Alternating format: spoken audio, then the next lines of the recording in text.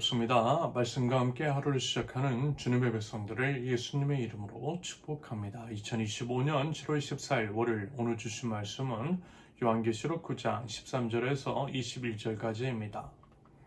여섯째 천사가 나팔을 불었습니다. 나는 하나님 앞에 있는 금제단의 넷불에서 울려 나오는 음성을 들었습니다. 그것은 나팔을 가진 여섯째 천사에게 큰 강 유프라테스에 매여 있는 네 천사를 풀어놓아 주어라 하는 음성이었습니다. 그래서 그 네 천사가 풀려났습니다. 그들은 사람의 3분의 1을 죽이기 위하여 그 해, 그 달, 그날, 그 때에 맞추어 예비된 이들입니다. 내가 들은 바로는 그 천사들이 거느린 기마대의 수는 2억이나 된다는 것입니다.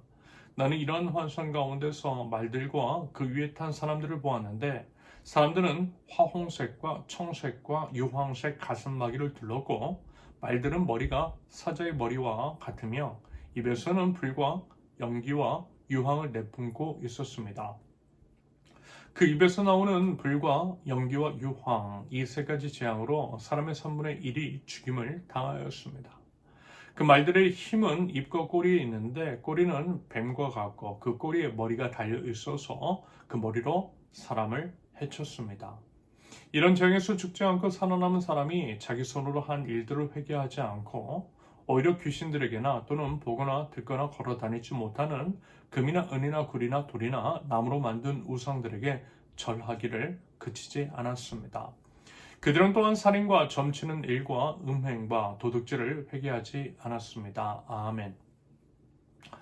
여섯 번째 재앙에 관한 말씀, 여전히 무섭고 두렵고 떨리는 내용입니다. 그러므로 우리에게 이제 필요한 것은 회개, 진심으로 이제 죄에서 돌이키는 것이겠죠. 여러분 이 점을 다시 말해서 하나님은 심판과 징계가 아닌 회개와 회복의 아버지 하나님이심을 기억하실 수 있기를 바랍니다. 예전에 이제 선지서를 살펴볼 때 누차 말씀을 드렸죠. 회개만 하면 용서해 주세요. 우리를 참으로 사랑하시는 아버지, 한 사람이라도 더 구원을 받기 원하시는 주님이십니다. 여섯째 이제 천사가 이제 나팔을 불었을 때 금제단의 넷불에서 울려나오는 음성, 즉 유프라테스에 매여 있는 네 명의 천사를 놓아주라는 음성이 들렸다라고 합니다. 아마도 이것을 그 당시에 다시 말해서 로마 제국과 연관지어 생각을 해본다면 유프라테스 강 접경에 있는 강대국, 예를 들면 파르티아 제국을 생각해 볼 수 있겠습니다. 파르티아는 BC 247년부터 AD 226년까지 서아시아를 지배한 고대 이란 왕조로서 그 당시에는 로마 제국의 버금가는 강대국이었다라고 하죠. 그러므로 르프라테스 강을 언급했을 때 그것을 들은 사람들은 그들을 통해 이제 로마 제국을 심판하실 수 있다라고 하는 것들을 염두에 둘 수도 있었을 것 같아요. 아니면 유프라테스 강을 통해 자연스럽게 파르티아 제국을 연상시키게 함으로써 피부로 와닿는 공포감을 조성하시는 것일 수도 있겠습니다. 물론 이제 그 공포감이라고 하는 것은 하나님 나라 백성이 아니라 로마 제국에 해당되는 것이겠죠. 아무튼 유프라테스 강에서 풀려난 네 천사는 본문 15절의 언급에서처럼 사람의 3분의 1을 죽이기 위해서 예비된 자들이었고 그래서 이들이 가져온 재앙으로 인해서 본문 18절과 같이 사람의 3분의 1이 죽임을 당하였다라고 합니다. 참고로 이제 그들의 이제 형상에 대한 묘사가 참 무섭죠.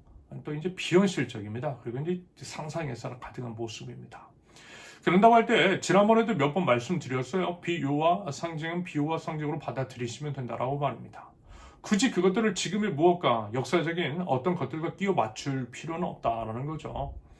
다만 이제 지금의 이제 심판 같으면 왜 그들에게 심판이 임하게 되었는지, 회개해야 할 것은 무엇이며 우리 믿는 자들이 가져야 할 태도는 무엇인지 등등에 관해서만 잘 새겨두고요. 우리 삶 가운데 바르게 적용하면 될 것입니다.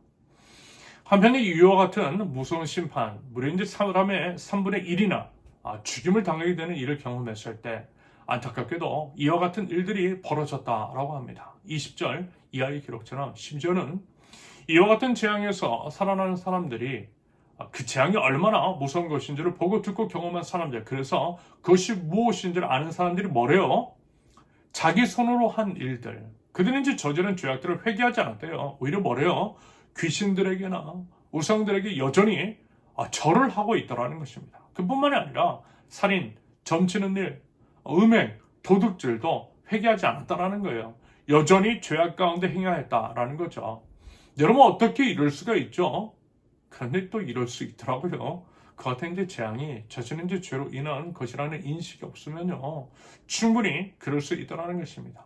여전히 변화되지 않는 삶, 회개 없이 똑같은 삶을 살고 있더라는 거예요. 아마 이제 코로나19를 기억하실 것입니다. 불과 이제 몇 년 전이었죠. 우리는 그때를 참 운이 좋게도, 운이 좋은 거죠. 우리는 이것을 하나님의 은혜로 받아들입니다. 아무튼 이 은혜로 살아남았잖아요. 그런데 한번 곱씹어 보자라는 거예요. 코로나19가 발생된 이유. 그것이 이제 기후 위기와 연관이 되어 있다라고 하는 것을요, 우리는 모두 알고 있어요. 그리고 이제 지금도 기후 위기로 인해 여러 끔찍한 재앙을 경험하고 있습니다. 우리는 감사하게도 그것들에서 아직은 살아남았지만 여러분 앞으로 어떻게 될지 몰라요. 그런데 기후 위기는 환경 오염과 연관되어 있잖아요. 환경 오염은 우리 이제 무분별한 소비, 인간의 탐욕으로부터 비롯되었습니다. 그런데 한번 보자라는 거예요. 수많은 사람들이 죽고 그 끔찍한 희생을 치렀음에도 불구하고 어때요? 과연 우리의 삶, 우리의 소비 습관이 달라졌어요? 과연 코로나19 그 이전의 삶과 지금의 삶은 어떤 변화가 있었습니까? 제가 봤을 때요, 거의 변화가 없어 보여요. 아마 이제 그 인식 자체를 하지 않고 사는 사람들이 거의 대부분인 것 같아요. 사실 이제 우리 세우는교회 기치 중에 하나가 자연생태계를 세우는교회잖아요. 우리 교회가 공간을 빌려 예배하는 이유도 새로운 것을 만듦으로써 자본을 소비하고 그럼으로써 자연생태계를 파괴하는 것보다 이미 있는 공간을 공유해서 사용함으로써 조금이라도 그것을 막아보자는 것이었어요. 주보나 악보, 그 외 많은 것들을 전자문서화하는 것도 그런 맥락입니다. 그런데요, 이게 참 쉽지는 않아요. 이제까지 해왔던 습관도 있고요. 실제 그런 일들, 삶의 변화를 일으키려면 먼저는 의식을 하고 의도적인 움직임이 있어야 하는데 그게 이제 막상 쉽지는 않더라는 것입니다. 하지만 여러분, 그러면 안 돼요.